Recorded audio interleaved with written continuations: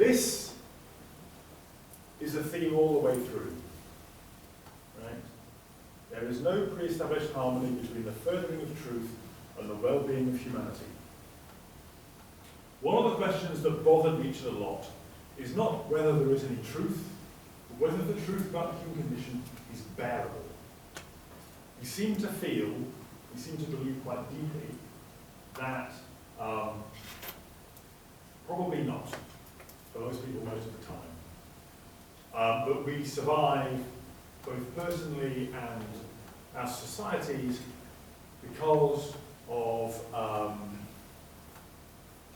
to call them comforting illusions, fails to kind of grasp the depth and severity of this. He wonders whether human life is even possible without necessary useful illusions.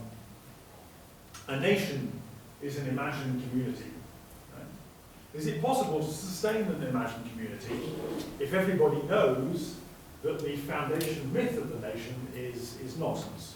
Right? Maybe the people who want to teach for English history in schools to be 1,000 years of our island history, maybe they know something, right? Maybe they suspect that if we didn't have the national foundation myth taught in schools, maybe the nation wouldn't last. Right? Nietzsche worried about this. If you don't have useful illusions about your own worth, maybe you couldn't live. Maybe you couldn't do anything, right? Maybe you have to believe that you're a really important person with something to say in order to be motivated to do stuff. He worries about the last man, he worries about distraction, he worries about a society in which people are just sort of comfortable and distract themselves with popular entertainments. He wants greatness. And he worries that greatness won't happen if people know too much about themselves, about their origins, about the society they live in. He then, of course, dedicates himself to revealing those origins and reminding people of their illusions and trying to strip away. His all about stripping away the illusions that sustain us.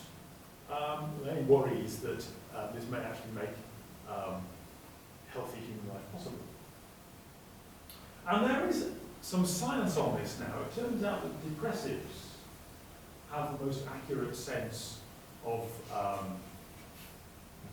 their future prospects and their social position. Right? Most people overestimate their popularity. A healthy, well-balanced, well-grounded human being will be over-optimistic about how popular they are with their peers and will overestimate. Everybody plans for, young people all plan for a happy, healthy life with stable relationships and fulfilling career and all the rest of it. And just statistically, this cannot be the case, right? Somebody did a survey. What proportion of American academics do you think believe themselves to be doing above average work? it's in the low 90s. Right?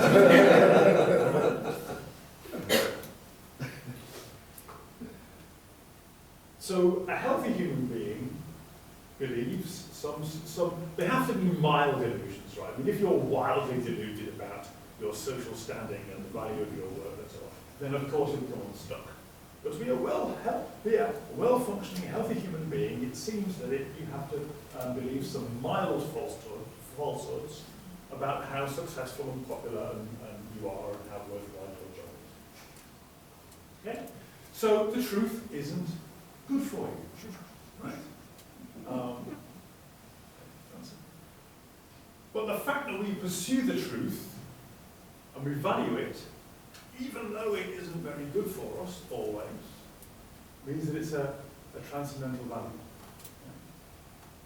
And what Nietzsche, this is why I mentioned Darwin and historicising of the Bible, is that his worry was that if we really digest Darwinism and critical historical studies of religion, then the very basis of European civilization will dissolve.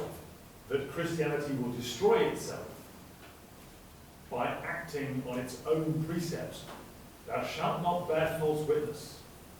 By refusing to bear false witness about the life of Jesus as historically understood, what do you get? Well, you get empty churches, right? You get post-Christian world. The other thing he says is that there are many kinds of eyes. And you need lots of different kinds of eyes in order to understand whatever it is you're looking at, in particular the general conditions of human life. Now, just like this, just left like this is just the old parable about the blind men feeding an elephant, right? And the one holding the trunk says, oh, it's a snake. And the one holding the ear says, oh, it's a bat. The one holding the leg says, oh, it's a tree. Right? You don't get to be a great canonical philosopher for saying that. It gets more interesting when the blind men can talk to each other. It gets more interesting when the blind men have different power relations. And it gets more interesting, for example, if they have different commitments. So, for example, if the one holding the leg is a professor of pachyderm studies somewhere, the one holding the trunk is committed to some sort of alternative snake-based spirituality, the serpent surrounding the world, the ambiguous iconography of the snake in ancient Egyptian funereal art. You can imagine how it might go, right? How are they going to talk to each other? How are those two perspectives going to intersect? Right? If you take the people sometimes think that perspectivalism, this thought that there are many perspectives, and therefore we can't have any truth, that doesn't follow at all. The notion of perspective assumes that we're all in the same spatial frame, right?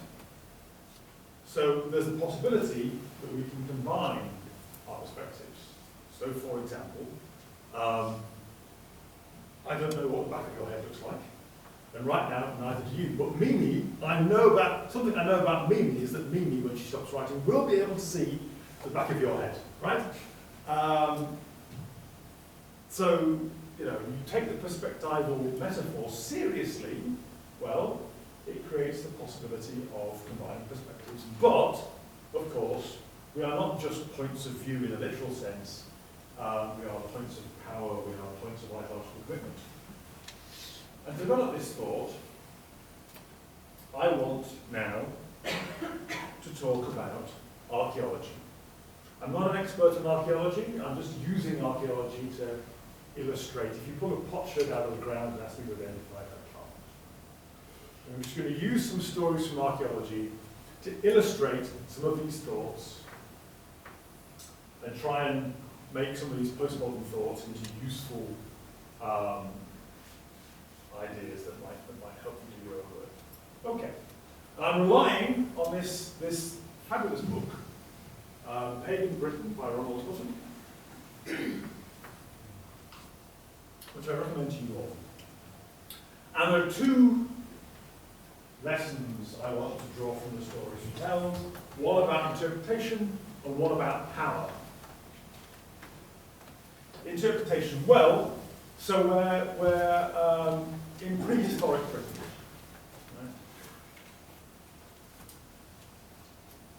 Right? Victorian scholars of prehistoric Britain thought that they had a scheme like this.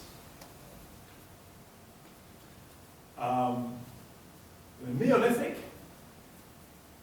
you've got distinctive cult buildings or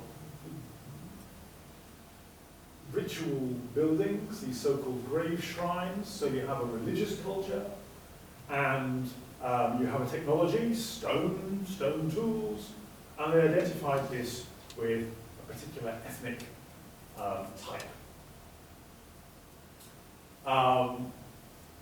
Then you have the Bronze Age, so you have technology, you have it's a new technology, you have a new form of ritual architecture, and this is where the famous Beaker people come in. Right? And then along with iron, new technology, new religious architecture, or ritual architecture, or funerary architecture, it all kind of gets piled together. Right? And then you've got a different ethnic group. Now, why would this seem kind of plausible to Victorians, to our to elite Victorians? Well, what were the Victorians doing themselves? What was the ideological basis of the British state at the time? Well, invention and conquest in the name of progress and bringing a higher civilization and religion, better technology to parts of the world which they believed to be benighted and ready to receive these goods, right? So you have an imperialist ideology, which,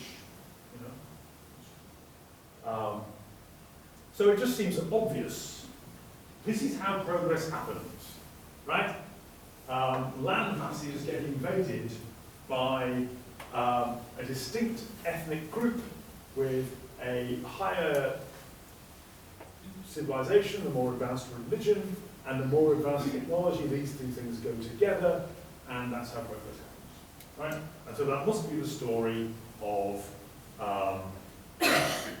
prehistoric Britain. Well, it doesn't work. It doesn't work because the dates don't work. First of all, the changes in technology don't line up once you've got better dates. The dating is all a bit iffy in the 19th century, gets much better in the 20th century. Once the dating gets better, this story, the technology story, no longer lines up with the changes in funerary and ritual architecture. It just doesn't, right? And also, there is no evidence at all for ethnic change, right? Modern studies of the skeletons and all the rest of it, no evidence. So it's pretty clear that what we had here was an interpretation which seemed natural and obvious to the Victorians because of their own ideological commitments. What happened to it? Well, it was unpicked, undone by small facts. So this is the thing about postmodernism, right? I think we need to get hold of. Postmodernism is a suspicion of grand narratives. Postmodernism is suspicious of big stories about progress. Postmodernism is a disinclination to believe in large-scale narratives about how the human condition advances. But what is it that dissolves those large-scale narratives? Small facts. Small facts about the dating of bones and dating of material deposits and so on. Right? So it's not, postmodernists aren't resistant to facts. They believe in facts. They love facts because it's facts, small facts, scientifically established facts that dissolve grand narratives. Now, before we get too comfortable laughing at the Victorians, let's have a look at what Hutton has to say about the explanations now. Now, the invasion narrative is way out of fashion, right? Now there's a story, and this by the way, 2013, and the difference between now and then may be significant, right? Because at the time of writing, the idea of religious and technological change being driven by invasions out of fashion. That what the story about prehistoric Britain But what drives the change is it's all about trade and migration with the European mainland. There's all these studies where you compare the finds in Britain and in France and Germany and so on and so forth, and you note all the similarities and differences. And there's a story about this being a larger cultural whole, held together by trade and kinship and individual migration. And as Hutton points out, well, that may be the view of prehistory, but as soon as we get into recorded history, history for which there's written records, it's invasion after invasion after invasion, right? I mean, it's no shortage of invasions. Hutton gives a list, you can generate your own. So are we to suppose that the invention of writing suddenly made people imperialistic? No, not really. What's going on here, possibly, is that you have a community of archaeologists who are themselves, we know what university departments are like.